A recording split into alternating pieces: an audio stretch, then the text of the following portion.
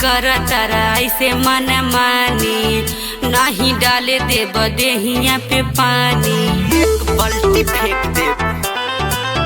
काहे कर तारा ऐसे मन मानी, नहीं डाले देब देहिया पे पानी। ए भौजी होलिया में नियोरा तू आवे दे बुका।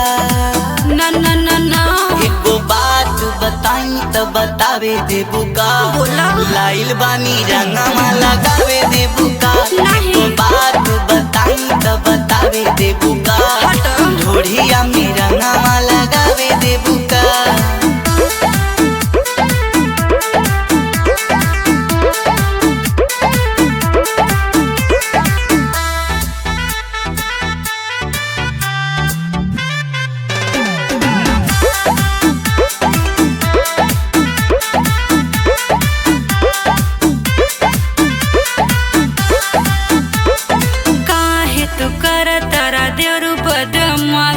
डोरिया देखा के भौजी मार देलू माती।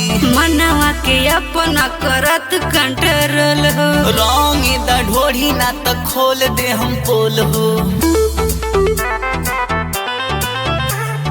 काहे तू कर तारा देवरू बदमाशी। डोरिया देखा के भौजी मार देलू माती। मनवा के अपना करत कंट्रोल हो, रंग द ढोढ़ी ना त खोल दे हम पोल हो। भौजी बोला बीच करिया छुआवे दे बुका।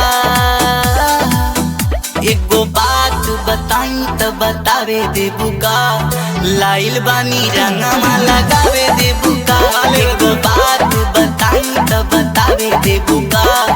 ढोढ़िया में रंगमा लगावे दे बुका।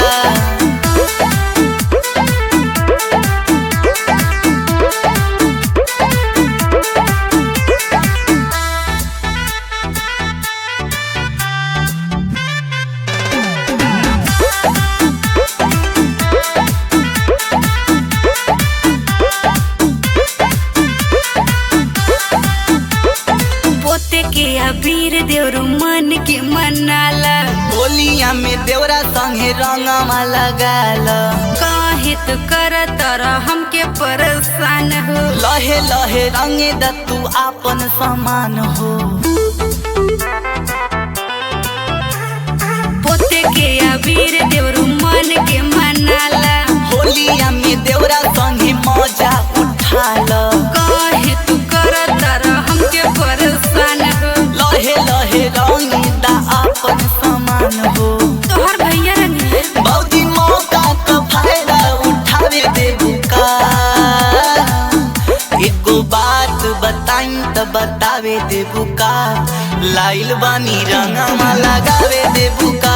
एगो बात बताई त बतावे दे बुका।